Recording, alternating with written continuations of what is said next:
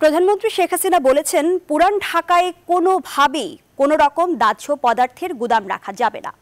এক্ষেত্রে কোনো বাধা মানা হবে না বলেও মন্তব্য করেন তিনি। সকালে নিজ কার্যালয়ে ঢাকা উত্তর সিটির নতুন মেয়র এবং কাউন্সিলরদের শপথ অনুষ্ঠানে একথা বলেন তিনি। আরও জানাচ্ছেন শাহ আলী জয়। ঢাকা উত্তর সিটি কর্পোরেশনের 28 ফেব্রুয়ারি মেয়র নির্বাচনে জয়লাভ করেন আওয়ামী লীগ প্রার্থী আতিকুল ইসলাম। ও কর্তব্য পালন করিব। বৃহস্পতিবার সকালে শপথ নিলেন তিনি। আনুগত্য পোষণ করিব।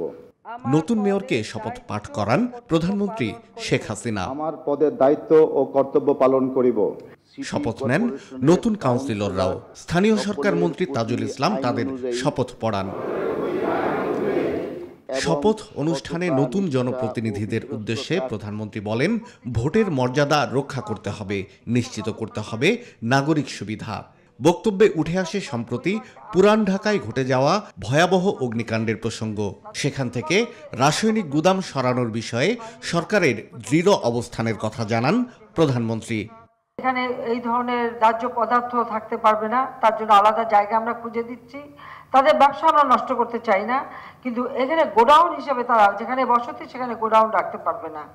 এখানে তারা তাদের শোরুম রাখতে পারবে, যে পণ্য উৎপাদন করে সেটা বিক্রি করতে পারবে, কিন্তু গোডাউনের জন্য আমরা সম্পূর্ণ আলাদা জায়গা করে দেব, যেখানে নিরাপদে দাহ্য পদার্থগুলি থাকতে পারে। একবার নিমতলি হয়ে গেল, দ্বিতীয়বার আবার এই একটা ঘটনা, কতগুলি মানুষের জীবন চলে গেল। কাজে এখানে যে যত বাধাই দেখ, কোনো বাধা কিন্তু আমরা মানব না, আমরা কিন্তু এটা নিয়ে যাব। শেখ হাসিনা বলেন, ঢাকার নাগরিক সুবিধা বাড়াতে সিটি কর্পোরেশনকে 2 ভাগ করা হয়েছে।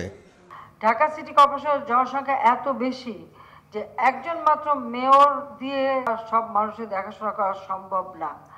সেই দিকে লক্ষ্য রেখেই আমি এটাকে উত্তর এবং দক্ষিণ এই দুটি সিটি কর্পোরেশনে আমরা ভাগ করে দিই। যদিও এই সময় অনেকেই আপত্তি করেছেন, অনেকে প্রশ্ন তুলেছেন, কিন্তু আমি মনে করি যে এখন যতই দিন যাচ্ছে এবং যখন আরো ভালোভাবে কাজ করতে পারবে, তখন কিন্তু মানুষ এর সুবিধাটা ভোগ করতে পারবে এবং বুঝতে পারবে যে এর সুফলটা কত। প্রধানমন্ত্রী বলেন, সরকার যেমন নাগরিক সুবিধা বাড়াতে চায়, এই সুবিধা নিতে নাগরিকদেরও আরো সচেতন হতে হবে। অপচয় কমাতে হবে গ্যাস, পানি ও বিদ্যুৎ ব্যবহারে। মেগাওয়াট বিদ্যুৎ আমরা উৎপাদন করি। শাহ আলী জয়, নিউজ 24, ঢাকা।